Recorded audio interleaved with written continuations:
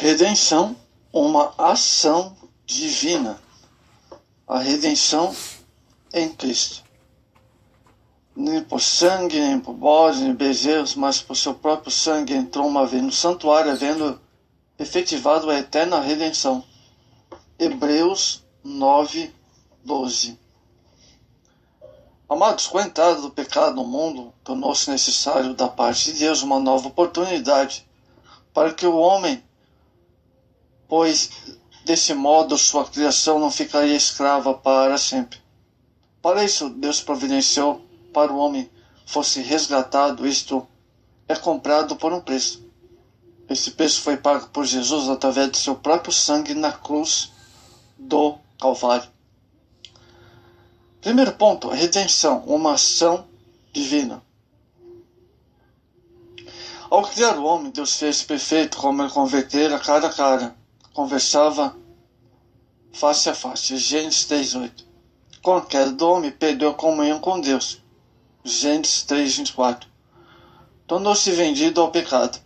Foi necessário uma ação divina para resgatar o homem de seu estado. Oséias 14:1. E levá-lo à condição de servo. Na escritura, 3 palavras traduzidas por redenção das línguas originais. Uma significa comprar no mercado, referindo-se ao mercado de escravos. Uma outra significado, comprar e retirar do mercado, indicando uma separação do ambiente hostil. A terceira significativa é libertar por pagar um preço. Todos os 3 serviços de Jesus realizam por nós a da sua vida no Gólgota. A necessidade da redenção. O pecado definitivamente separou o homem de Deus. Isaías 59:2. Nessa situação, Deus não podia contemplar o homem. Abacuque 1:13. Mas também não podia passar por cima dessa situação, pois ele é santo. Isaías 6:3. O pecado precisava ser julgado e o homem resgatado dessa triste situação. 1 Pedro 3:18. Para ser apresentado a Deus um novo Adão. 1 Coríntios 15, verso 45 e 47. Uma verdadeira novidade de vida. Segundo ponto, a redenção é uma ação divina. Redenção no Antigo Testamento. Ao instituir a redenção para o pecador, o Senhor lhe deu a lei. Levítico 1. Para isso é necessário unificar com a vítima substitutiva, para que ela tornasse o lugar do pecador. Ao matar a vítima, derramando-lhe o sangue, o pecador tinha seu pecado coberto, adiado da sua sentença de morte. O sacerdote tinha uma participação especial nessa cerimônia, Levítico 4:30, e o pecador é reconciliado novamente com Deus. Todo israelita era obrigado pela lei a pagar um ciclo pelo resgate de sua alma. Jesus também pagou essa taxa, vamos dizer assim, né? Uma ilustração. Contudo, essa soma não pagou realmente o resgate do povo israelita. Apenas evitou o desagrado do Senhor. Mas, ao mesmo tempo, demonstra que o homem não pode aproximar-se sem que haja um preço pago. Pela mesma forma, o sacrifício em Israel não era suficiente para tirar os pecados. Serviam apenas como ilustração do sacrifício maior e eterno que Cristo ofereceria diante de Deus. A redenção no Novo Testamento. Terceiro ponto. Através de Jesus, o Filho de Deus foi realizado uma melhor e mais perfeita redenção. Hebreus 9:12. Ele é o Cordeiro de Deus que veio para tirar o pecado do mundo. O João 29. Através de sua morte na cruz, ele pagou o nosso preço. 1 Pedro 1:18. E cravou na madeira a cédula que nos era contrária. Colossenses 2:14. Vencer Satanás e a morte. Apocalipse 1:18. Dando-nos o direito de uma vida eterna. João 10:28. Cristo nos deu a redenção perfeita, coisa que ele não tinha condições de dar. Romanos 8,3.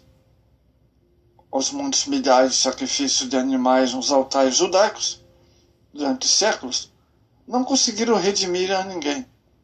Mas Jesus, por um só sacrifício, de si mesmo, conseguiu isso uma vez, para sempre, e em favor de toda a humanidade. Quando a sua morte se consumou, ele bradou: está consumado. Vamos falar agora o homem e a sua redenção. O pecado do homem causou um efeito sobre Deus.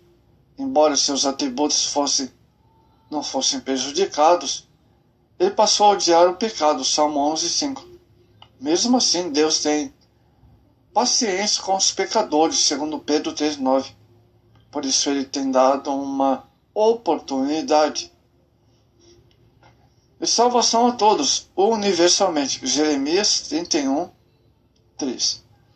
Primeiro ponto, o homem e sua redenção. O homem não poderia redimir a si mesmo. Muito bem. Dada a situação do pecado imposta pela desobediência a Deus, o homem ficou sem condições de fazer algo por si mesmo. João 8,34. O homem disse que todo o seu recurso se esgotaria se tentasse pagar o seu preço. Salmo 49, do verso 6 a 8. Sendo assim, o homem seria servo de pecado para sempre. Mas Deus fez uma promessa, Gênesis 3,15.